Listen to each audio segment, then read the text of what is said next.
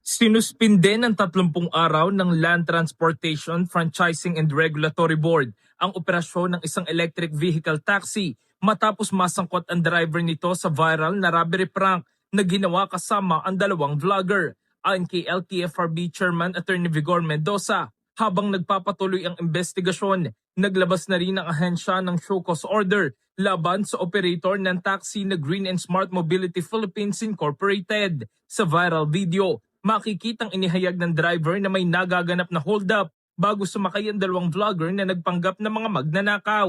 Giit ni Mendoza, hindi nakakatuwa ang naturang prank dahil nagdudulot ito ng takot sa mga pasahero at nagpapakita ng maling imahe na hindi ligtas ang pampublikong transportasyon sa bansa.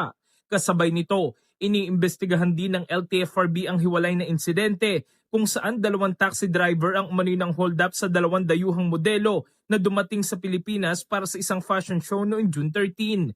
Ayon sa LTFRB, posibleng lumabag ang operator at driver sa mga kondisyon ng prangkisa, partikular sa obligasyong magbigay ng ligtas at maayos na serbisyo sa mga pasahero.